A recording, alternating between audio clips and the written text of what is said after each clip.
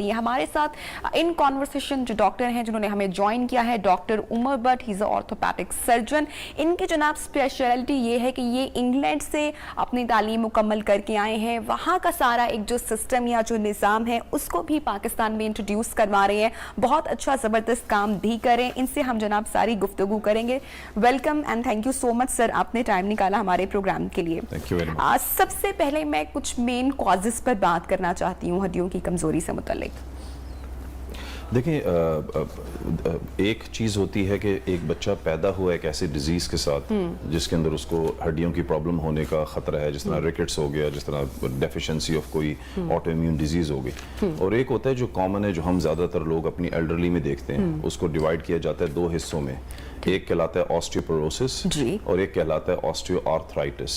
Osteoporosis का मतलब है कि हड्डियों का जो बुरादा है वो कमजोर हो गया. दोनों में फर्क की भी हम जरा बात कर लेते हैं थोड़ी सी. ऑस्टियोपोरोसिस के अंदर हड्डियों की बुनियाद कमजोर हो गई कि आपने ईंटें रखी हुई है और ईंटों की जो थिकनेस है वो कम होती जा रही है कि इतनी कमजोर हो गई कि वो बुनियाद गिर जाएगी. ये बाय बर्थ भी है और बाद में कॉजेस भी हो सकते हैं. बाय बर्थ के अंदर ज़ाहिर बात है पीडियाट्रिशियन उसको ज्यादा जल्दी रिकॉग्नाइज करते हैं, लेकिन हम अगर एडल्ट की बात करें जो मेरी मतलब फील्ड है उसके अंदर ज़्यादातर लोगों के अंदर प्रॉब्लम्स ये होगी कि उनको जोड़ों में पेन होगा, जब वो चल रहे होंगे उनको बगैर इंजरी के फ्रैक्चर हो जाएगा. तो ज़रूर पता है ऑस्टियोपोरोसिस की ट्रीटमेंट स्पेशलिस्ट डील करता है, रेमाटोलॉजिस्ट होता है जो वो उनको मेडिसिन देगा, उनका बोन स्कैन कराएगा जो बोन डेंसिटी स्कैन कहते हैं, उसके जरिए पता चल जाता है. फिर उसकी ट्रीटमेंट है ताकि आपकी हड्डियों की जो कमजोरी है और जो बुनियाद है जो वीक हो रही है उसको दोबारा स्ट्रॉन्ग किया जाए. बिल्कुल वैसे जिस तरह शहद के गुच्छा आपने देखा हो, मक्खी, शहद की मक्खी का जो गुच्छे को अगर आप माइक्रोस्कोप में देखें तो वो कॉब बनाया होता है, वो आप सोचें उनका साइज बड़ा होता जा रहा है छोटा होने के. ये है एक प्रोसेस ऑस्टियोपोरोसिस का. Osteoarthritis on the other hand, हड्डियों की जो बुनियाद है वो कमजोर नहीं हुई, लेकिन जो जॉइंट है एक्चुअली जिसको चिकनी हड्डी कहते हैं उसकी लेयर के घिसने के प्रोसेस को कहते हैं आर्थराइटिस. उससे होगा क्या कि अगर इंसान का एक जोड़ नॉर्मल मूव कर रहा है वो मूव नहीं करेगा, उसके अंदर उसको पेन होगा, उसके अंदर उसको डिस्कम्फर्ट होगा, उसके अंदर उसको स्वेलिंग होगी, वो लंगड़ा के चलेगा. अब आर्थराइटिस ज्यादातर घुटने में भी होता है, कूले में भी होता है. तो कॉमनेस्ट प्लेसेस ऑफ आर्थराइटिस है हिप्स एंड नीज, उसके बाद फिर बाकी जोड़ भी अफेक्ट हो सकते हैं. And both diseases are most painful, दोनों तकलीफ में है. एब्सोल्युटली. उसकी वजह है कि मैं और आप देखें जिस तरह नॉर्मल चल फिर रहे हैं, अचानक आप सोचें कि आप उस जोड़ पे वजन नहीं डाल पा रहे इसलिए कि आपके जोड़ के ऊपर जो कवर लगा हुआ है वो घिस चुका है, जिस तरह गाड़ी का टायर घिस गया, तो आप उसके ऊपर चलते जब जाते हैं चलते जाते हैं तो वो और घिसता रहता है और घिसता रहता है. ठीक है. अच्छा सर, मुझे ये बताएगा कि ये जो परसेंटेज है, क्या इसका जो नंबर है दैट इज इक्वल खवातीन और आदमियों मर्दों में भी, या हम अक्सर सुनते हैं कि खवातीन जो है वो ज्यादा इस मर्ज का शिकार होती हैं, इसकी क्या कोई खास वजह है? एविडेंस ने शो किया कि फीमेल्स के अंदर ज्यादा है और उसके पीछे मल्टीपल कॉजेज हैं. एक तो फीमेल हार्मोन्स का reason, post menopausal osteoarthritis and other multiple hypothyroidism और मुख्तलिफ कॉजेज हो सकते हैं. लेकिन अगर एवरेज निकाला जाए तो females are much more prone to osteoarthritis comparing to men. अच्छा, तो इसके पहले से कोई एहतियात की जा सकती है? लाइफस्टाइल में क्या चेंजेस लाए जा सकते हैं? Weight loss, exercise have shown to reduce the progression of arthritis. मतलब इस एविडेंस ने शो कर दिया कि जो लोग एक्सरसाइज करते हैं रेगुलरली, जो रोजाना आधा घंटा या 40 मिनट्स ट्रेनिंग करेंगे, उसमें कुछ भी शामिल हो, साइकिलिंग, वॉक, एक्सरसाइज, उनको रिस्क ऑफ आर्थराइटिस कंपैरेटिवली उन लोगों से जो नहीं करते कम होता है. अच्छा, ठीक है सर. इसमें जिस तरह से जो ब्लड प्रेशर के जो पेशेंट्स हैं या जो शुगर पेशेंट्स हैं उनके लिए जो है आर्थराइटिस का हो जाना या ऑस्टियोपोरोसिस का हो जाना वो और खतरे की घंटी बजा रहा है. अब नेचुरल सी बात है, अगर एक इंसान को आर्थराइटिस है और उसके साथ उसको ये डिजीज भी है जिस तरह डायबिटीज होगी, हाई ब्लड प्रेशर, तो वो ज्यादा रिस्क है उनको कॉम्प्लिकेशन होने का इस सर्जरी की जो हम आर्थराइटिस की सर्जरी करते हैं, फर्ज करें नी रिप्लेसमेंट हो गया, जो भी ट्रीटमेंट कर रहे हैं. तो एक अच्छी चीज़ ये है कि डायबिटिक पेशेंट्स के लिए उनकी डायबिटिक को कंट्रोल करना भी बेनिफिशियल है अगर वो एक्सरसाइज करते हैं, और ब्लड प्रेशर को भी मेंटेन करने में बेहतरी आएगी अगर वो अपना वेट लॉस करेंगे, डाइट को ख्याल रखेंगे और एक्सरसाइज करेंगे.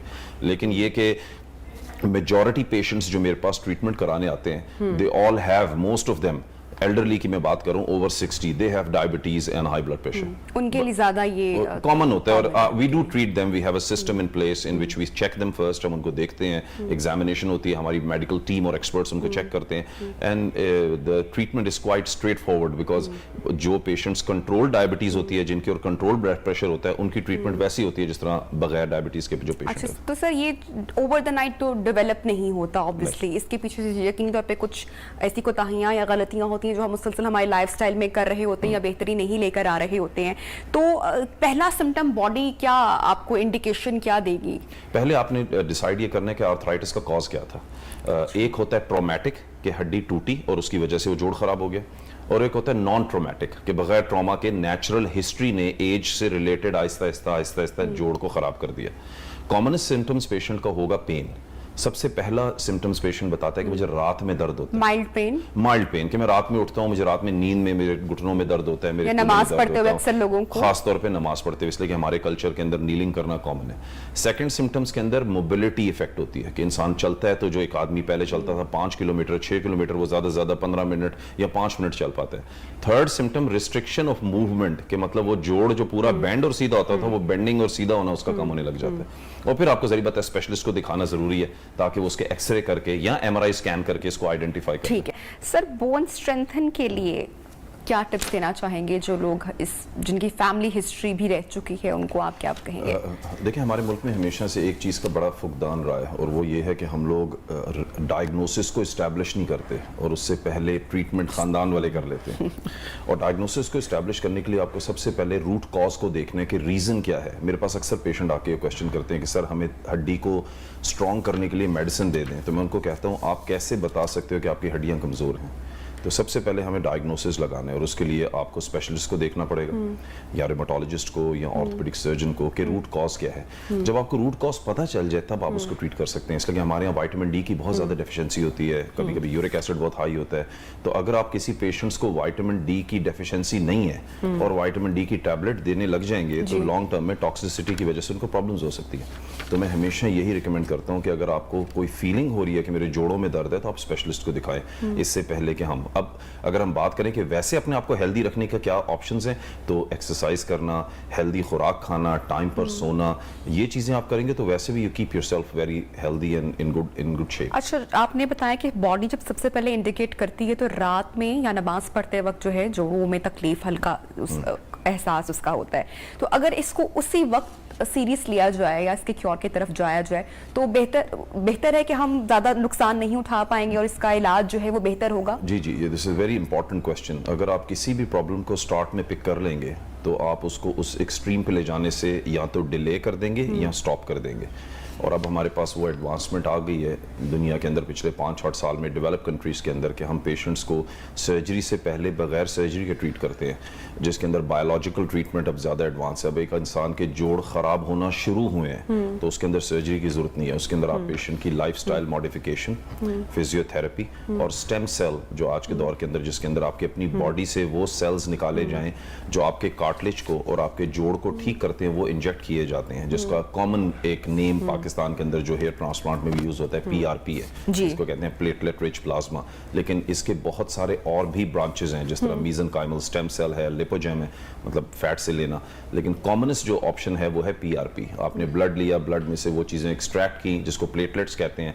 प्लेटलेट्स अल्लाह ताला ने एक ऐसी चीज़ बनाई है जो जोड़ों को ऊपर जो चिकनी हड्डी लगी हुई है उसको हील करने में हेल्प करते हैं। वो आप इंजेक्शन पेशेंट्स को लगा देते हैं जिससे उनकी हीलिंग में बेनिफिट होता है। डॉक्टर साहब, कितने ख़राब केसेस आपके पास यूजली आते हैं जो किसी ना किसी हकीम से या लोकली जो उसका क्योर करने की कोशिश की होती है, तो कितने वर्स्ट केसेस आते हैं और क्या परसेंटेज काफ़ी ज़्यादा है? बहुत ज़्यादा है। अनफॉर्चुनेटली हमारे मुल्क के अंदर चूँकि इस फील्ड के अंदर इतना ज़्यादा काम नहीं किया गया ऑर्थोपेडिक्स के अंदर, ख़ासतौर पे स्पोर्ट्स इंजरीज़ में, तो बहुत ज़्यादा रेफरल आते हैं। जब से पिछले 2-4 साल में I became obviously more frequent coming to Pakistan, फिर आपका जब एक रिजल्ट्स अच्छे होते हैं तो पेशेंट्स को पता चलता है वर्ड ऑफ माउथ के थ्रू के व्हाट आई डू, तो बहुत ज़्यादा रेफरल्स आते हैं। हमारे यहाँ डिफरेंस ये है कि मैं ज़्यादातर सर्जरी घुटना खोले बगैर करता हूँ, जिसको आर्थ्रोस्कोपिक, जिस तरह पित्ते का इलाज एक ज़माने में पूरा पेट काट के किया जाता था, अब आप लेज़र से हैं जिसको लैप्रोस्कोपिक सर्जरी। इसी तरह मैं नी जॉइंट को बगैर खोले घुटने के अंदर आर्थ्रोस्कोपिक सर्जरी करके कर देता हूँ। लेकिन ये सिस्टम को बनाने में आपके पास ब्रिटिश सिस्टम या कोई भी अमेरिकन सिस्टम या ऑस्ट्रेलियन सिस्टम के अंदर 18-19 साल काम करके आपको वो कॉन्फिडेंस आ जाता है। अब ये सर्जरी मैं एक दिन में 7 से 8 करता हूँ और सारे पेशेंट अगले दिन घर चले जाते हैं। हमारा सिस्टम इतना रोबस्ट हो चुका है कि हम 7:30 लिस्ट स्टार्ट करते हैं और 5 o'clock ख़त्म हो जाता है। पेशेंट दूसरे दिन वॉक करके घर जाता है। तो अल्हम्दुलिल्लाह in the last few years we have developed almost international standard treatment. यहाँ के अब मेरे पास 20% पेशेंट पाकिस्तान से बाहर से आते हैं इलाज कराने। تو we have good surgeons like me, we just need to support them. ہمیں اپنے ملک کے اندر ایسے لوگوں کو سپورٹ کرنا چاہیے تاکہ اور لوگ آئیں اور اپنی نالج ٹرانسفر کریں نیکسٹ جنریشن کو, تاکہ ہمارے ملک کے اندر زیادہ سے زیادہ ایسے ڈاکٹر صاحب you are doing really well in that way, آپ بہت اچھا اس میں کام کر رہے ہیں. جی الحمدللہ. پاکستان کی شاید تاریخ کے اندر 35 سال سے ہماری یہ فیلڈ ہے آرتھوپیڈکس کی, اس کے اندر ویسے تو لوگ ٹریننگ دے رہے ہیں, ٹرانسفر کر رہے ہیں, لیکن I was the first surgeon who was recognised to run sports surgery fellowship programme. تو میں نے 3 فیلوز اب تک ایک سال کی ٹریننگ کروا کے انہیں اپنے اپنے سینٹرز میں بھیج دیا جہاں وہ یہ سروس پرووائڈ کر رہے ہیں. اور اس کے علاوہ الحمدللہ I am very proud to say کہ I would be the first surgeon next year. International organization اس کو سیکاٹ کہتے ہیں, انہوں نے مجھے ریکگنائز کیا ہے کہ باہر سے سرجنز آئیں گے میرے پاس پاکستان 3 مہینے کے لیے ٹریننگ کرنے, and they will pay them almost 5 lakh rupees per month to get training with me, and then they will fly back, which is a good thing for our country. بالکل. اچھا, یوزلی یہاں سے لوگ اپنا علاج کروانے کے لیے, ہم دیکھیں چاہے وہ بڑے بڑے سیاستدان ہو یا بہت ایلیٹ کلاس ہو, وہ یہاں سے یوزلی اپنا علاج کروانے کے لیے انگلینڈ کا رخ کرتے ہیں یا امریکہ کا رخ کرتے ہیں. تو آپ ایسی کون سی ٹیکنیکس یہاں پر انٹروڈیوس کروانے والے ہیں جس کی وجہ سے لوگ پاکستان میں اپنا علاج کروائیں گے؟ دیکھیں, سب سے پہلے کمیونٹی کے اندر اویئرنیس لے کر آنا ہے, لوگوں کو کانفیڈنس ہو کہ پاکستان کے اندر بھی بہت اچھے اسٹینڈرڈ کا آپریشن ہو رہا ہے. وہ ہم لوگوں نے آلریڈی شروع کر دیا تھا کافی عرصے سے, سوشل میڈیا کے تھرو, ٹریننگ کے تھرو, کورسز کے تھرو. اللہ کا شکر ہے پاکستان کے اندر ہمارے جو یونٹ ہے اس کے اندر ہم اسی اسٹینڈرڈ کا آپریشن کرتے ہیں جو دنیا میں کہیں بھی ہو. اس کو ریکگنائز بھی کیا جا رہا ہے دنیا بھر میں, جس طرح مجھے بلایا جاتا ہے, میرے کولیگس کو بلایا جاتا ہے باہر ملکوں میں لیکچرز کے لیے, ٹریننگ کے لیے اور کانفرنسز کے لیے. اور اس کے علاوہ ہم لوگ سارے مل کے, میرے برٹش کولیگس جو دوست ہیں جو باہر سے آ رہے ہیں, ہم لوگ مل کے ایز اے روٹیشنل بیسس پہ کام کرتے ہیں. میری جس طرح فیلڈ نی اینڈ شولڈر ہے, میرا کولیگ ہے وہ اسپائن کرتا ہے, ایک اور کولیگ ہے جو فٹ اینڈ اینکل اسپیشلسٹ ہے, اور انشاءاللہ تعالیٰ اگلے 18 منتھس میں ہم اپنا state of the art hospital Lahore میں کھولیں گے. اچھا, کانورسیشن سے پہلے یا پروگرام کے آغاز سے پہلے آپ گفتگو کر رہے تھے روبوٹک سرجری سے متعلق. آئی وڈ لائک اگر آپ شیئر کریں یہ کانسیپٹ ہماری آڈینس کے ساتھ. دیکھیں, انسان کے ہاتھ اور انسان کے جسم کے اندر ایک لمیٹڈ پریسیژن ہوتی ہے. میں اپنی اگر ہاتھ سے کسی ڈاٹ کے اوپر نشان ماروں گا, جو ہم ڈاٹ گیم کھیلتے ہیں, تو بہت کم چانس ہے کہ 15-20 کے بعد وہ سینٹر میں جا کے لگے گا, انٹرنلیس میں سالوں سے اس کی پریکٹس کر رہا ہوں. جو گیم بھی کھیل رہے ہوتے ہیں, آپ نے دیکھا ہے ڈاٹ کی, اس کے اندر بھی ہر دفعہ وہ سینٹر میں نہیں مارتے. روبوٹ سے اس کو 100% سینٹر میں مارے گا. روبوٹک سرجری کا بینیفٹ یہ ہے کہ سرجری کے دوران پریسیژن بہت زیادہ ہوگی. جب ہم نی ریپلیسمنٹ کرتے ہیں تو ہم ہڈی کی جو کور ہوتا ہے اس کو کاٹتے ہیں اپنے ہاتھ سے مشین لے کے. تو میرے ہاتھوں میں جتنا پریسیژن ہے, اگر میری ایج زیادہ ہوگی, ہم 50-55, تو میرا ہاتھ کانپے گا بھی. ہو سکتا ہے 1 یا 2 ملی میٹر کٹ کا ڈفرنس ہو. روبوٹک سرجری اس کو بچاتا ہے, وہ اتنا ہی ایکوریٹ کٹ کٹے گا جتنا اس کی سافٹ ویئر میں لوڈ ہوا ہے. اس کو کہتے ہیں روبوٹک آرم. لیکن آپ کو لگتا ہے اس میں کافی زیادہ چیلنجز ہوں گے انیشلی لوگوں کو اس پر کنونس کرنے کے لیے, یا ایک وہ جو میتھس یا ایک جو خوف یوزلی ہوتا ہے, کیونکہ ہمارے ہاں لوگ تو ویسے یوزلی عام طور پہ ڈاکٹر کے پاس جانا یا آپریشن کروانا بڑا اس سے گھبراتے ہیں اور خوف کھاتے ہیں اور پین برداشت کرتے ہوتے ہیں. آپ کو نہیں لگتا کہ تھوڑا سا چیلنجنگ ہوگا؟ نہیں, چیلنجنگ اس لیے نہیں ہوگا کہ روبوٹس کو کنٹرول ہم کریں گے. وہ صرف روبوٹک آرم ہوگا جس کے اوپر میرا ہاتھ رکھا ہوگا. کٹ کے ٹائم روبوٹس نے مجھے ہیلپ کرنی ہے, باقی ساری سرجری میں ہی کر رہا ہوں گا.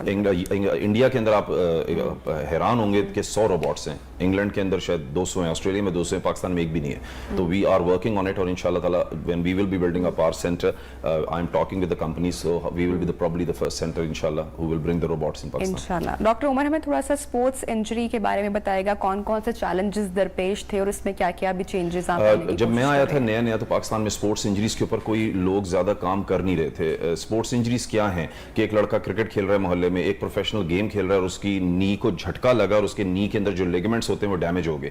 اب اس بیچارے کو چونکہ آئیڈیا نہیں ہے اس چیز کا, وہ اس پہ گیم کھیلتا رہتا ہے انٹر انلیس کہ اس کی نی کے اندر جو باقی اسٹرکچر ہیں جو انسان کے جوڑ کو بچاتے ہیں وہ بھی ڈیمیج ہو گئے.